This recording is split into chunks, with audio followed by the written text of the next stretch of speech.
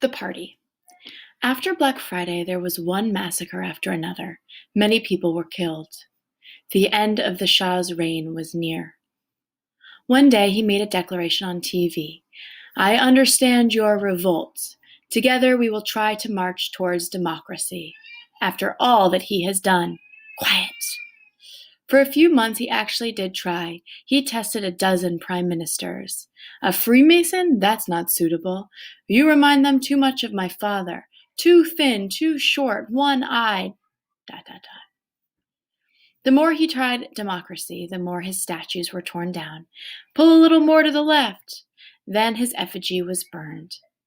The people wanted only one thing, his departure. So finally, out, out, out. This would be the Savak. We will never forget you. The day he left, the country had the biggest celebration of its entire history.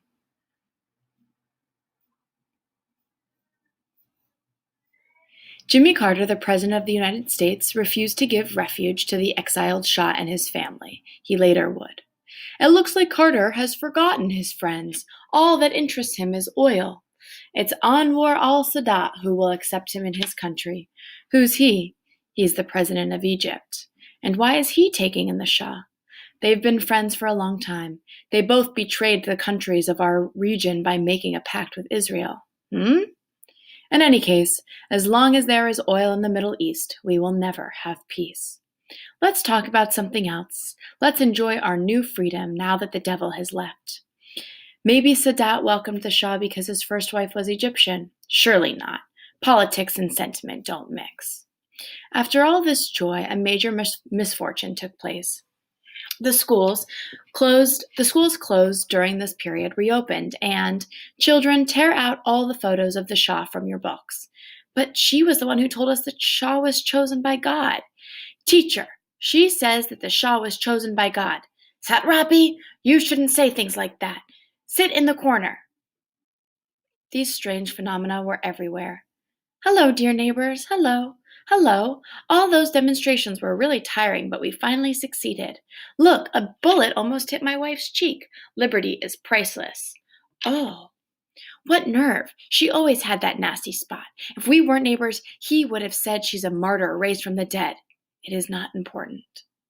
The battle was over for our parents, but not for us.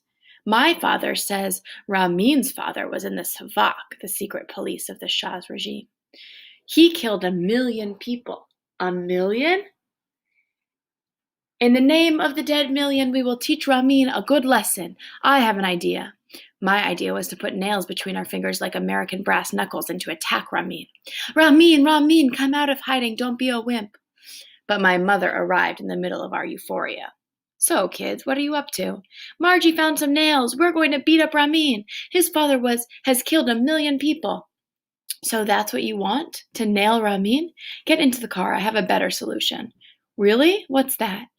Where did you find the nails? In Dad's toolbox. What would you say if I nailed your ears to the wall? Wow, it would hurt a lot. I'll let it go this time, but don't do it again. But Mom, Ramin's father killed... I know. His father did it. But it's not Ramin's fault. Anyway, it is not for you and me to do justice. I'd even say we have to learn to forgive. Your father is a murderer, but it's not your fault, so I forgive you. He is not a murderer. He killed communists, and communists are evil. Mom, I spoke to Ramin. He says his father did the right thing in killing communists. My God, he repeats what they tell him. He will understand later. You have to forgive. You have to forgive. I had the feeling of being someone really, really good.